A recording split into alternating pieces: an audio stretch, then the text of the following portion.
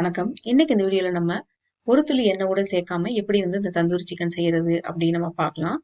இது ரொம்ப சாஃப்டா இருக்கும், ரொம்ப டேஸ்டாவும் இருக்கும். பாருங்க எவ்வளவு சூப்பரா இருக்குன்னு.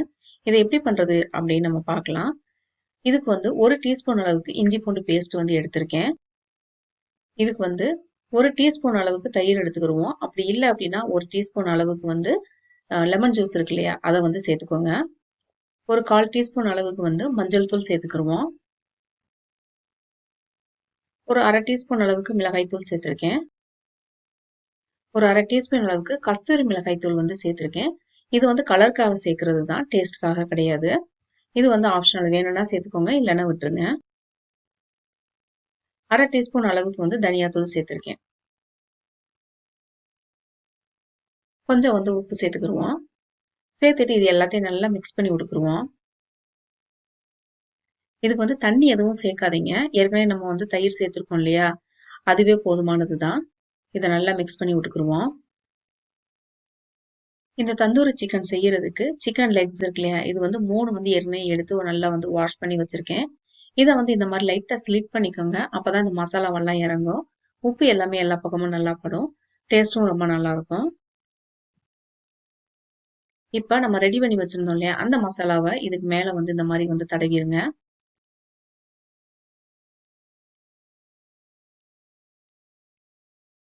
இந்த மாதிரி எல்லா சிக்கனுக்கும் நம்ம அப்ளை பண்ணி வச்சிருவோம்.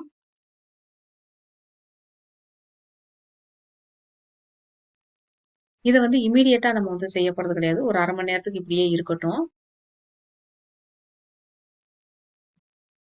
இந்த மாதிரி ரெடி பண்ணிட்டு 1/2 மணி நேரம் கழிச்சு ஒரு பேன்ல வச்சுட்டு இதை நம்ம அவன்ல வைக்க போறோம். இதுக்கு நீங்க எண்ணெய் எதுவுமே சேர்க்க தேவையில்லை. இல்ல நீங்க அவன்ல வைக்கல அப்படின்னாக்க ஒரு குக்கர்ல கீழே உப்பு இருக்கு இல்லையா, தண்ணி ஊத்தாதீங்க, உப்பெல்லாம் வச்சுட்டு ஒரு பிளேட்ல இந்த சிக்கனை வச்சிருங்க.